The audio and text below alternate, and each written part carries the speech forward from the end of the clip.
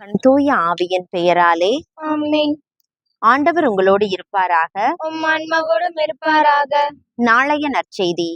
புனித மத்தேயு எழுதிய நற்செய்தியிலிருந்து வாசகம். அதிகாரம் 1, இறை வசனங்கள் 18 முதல் 24 வரை. இயேசு கிறிஸ்துவின் பிறப்பையொட்டிய நிகழ்ச்சிகள். அவருடைய தாய் மரியாவுக்கும் யோசேப்புக்கும் திருமண ஒப்பந்தம் செய்யப்பட்டிருந்தது.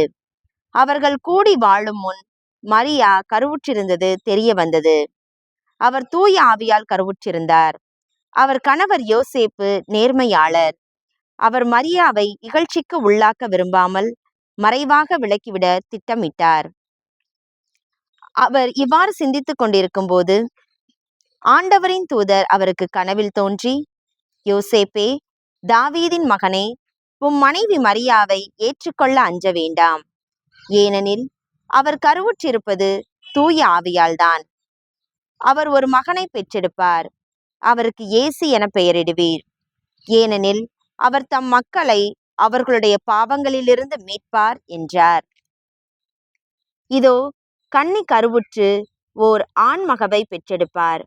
அக்குழந்தைக்கு இம்மானுவேல் என பெயரிடுவர் என்று இறைவாக்கினர் வாயிலாக ஆண்டவர் உரைத்தது நிறைவேறவே இவை யாவும் நிகழ்ந்தன.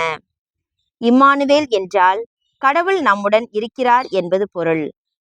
யோசேப்பு தூக்கத்திலிருந்து விழித்தெழுந்து ஆண்டவரின் தூதர் தமக்கு பணித்தவாறே தம் மனைவியை ஏற்றுக்கொண்டார். மரியா தம் மகனை பெற்றெடுக்கும் வரை யோசேப்பு அவரோடு கூடி வாழவில்லை. யோசேப்பு அம்மகனுக்கு இயேசு என்று பெயரிட்டார். கிறிஸ்துவின் நற்செய்தி.